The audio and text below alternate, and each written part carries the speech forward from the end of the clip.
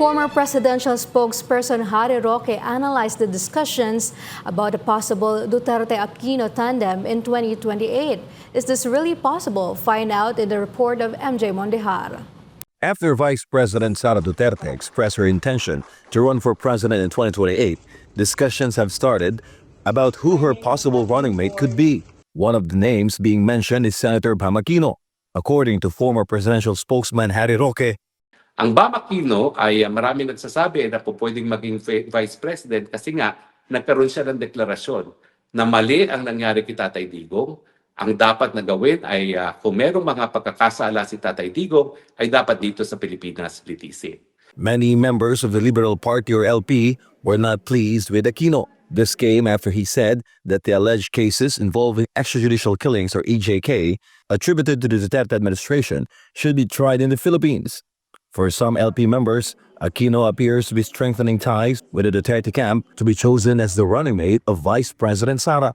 Tingin ko, alam ni Bam na para siya manalo bilang Vice President or even President, kinakailangan dagdagan niya ang boto ng mga Dilawan dahil hindi sapat yan para manalo yan. Ngayon, ang estimate ko na power ng Dilawan, mga 35% of the votes. Okay? Dahil 40% si Duterte at saka 25% ang Marcos.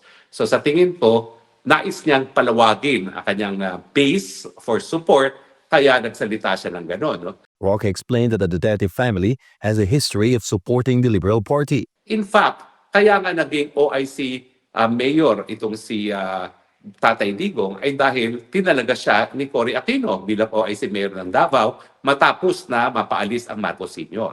At yan, syempre, pagkilala sa suporta ng angka ng Duterte sa mga Aquino noong sila ay nanindigan labang kay Marcos.